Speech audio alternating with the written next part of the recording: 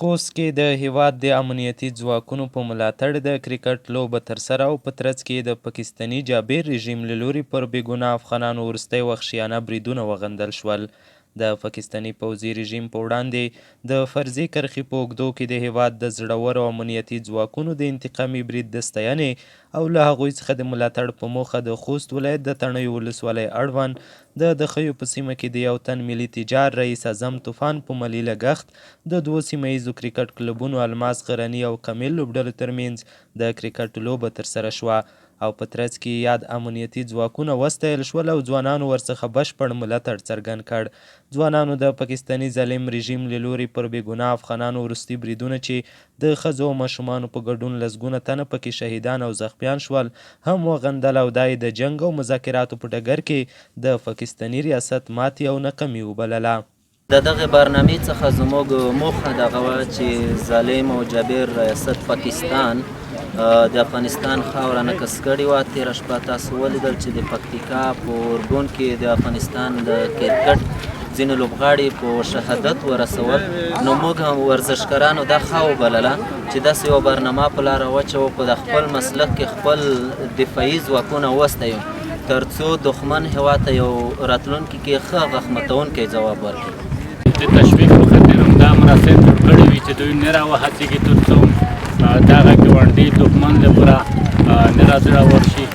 او میک ولس به انشاءالله هر وخت د دوی تر څنګ وي لوړ وي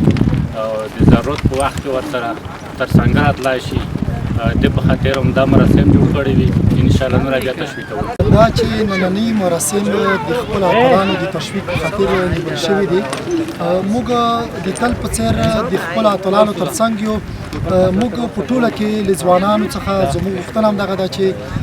د یوه داسې سرحدي یا د داسې یوه دښمن په مقابل کې ولاړ یو چې زموږ پر کوچنیو ماشومانو هم رحم نه کوي. نو په ټوله کې ځوانانو ته وایم چې راځئ چې ټول یو غږ شو د خپلې خاورې د خپل هیواد ساتنه وکړو. د امنیتي ځواکونو یو تن افسر رحیم الله رحیمي وویل چې د ولسونو له لوري د دا ډول ملاتړ او تشویق پروګرامونه زموږ مورال او روحیه لا پیاوړې کوي او موږ به هم د هیواد د ملي او اسلامي ارزښتونو نواميس او سرحداتو کلکه دفاع او ساتنه کوو. هیوادوالو ته ډاډ ورکوو چې موږ په بشپړ ډول آماده یو د خپلو ملي نواميسو څخه او د اسلامي مقدساتو څخه او د سرحداتو څخه په بشپړ ډول دفاع کوو. د لویش څخه به دفاع کوو که یو ساعت کې وینه هم په وجود کې ولرو موږ آماده یو د دې لپاره چې د خپلو ملي نواميسو څخه او سرحداتو څخه دفاع وکړو. په ورته مهال د خوست د اطلاعاتو امیر سبحان الله اعظم مراسمو ته په خپله وینا کې د پاکستاني رژیم وروستیو بریدونو ته په اشارې وویل پاکستان بار بار لکه د شوروي اتحاد، امریکا او نورو متحدینو غوندې پر افغانانو ظلمونه کړي، خو ولې افغان زړورو سرخندویانو یې په کلکه ځواب ویلی او پاکستاني ملیشو ته یې غخ ماتونکی ځواب ورکړی. نوموړي د امنیتي ځواکونو میړانه وستایله او په جواب کې د پاکستاني پوځي رژیم له لوري پر ملکیانو بزدلانه بریدونه د هغوی د ښکاره کمزورۍ او ماتې نښه وبلله.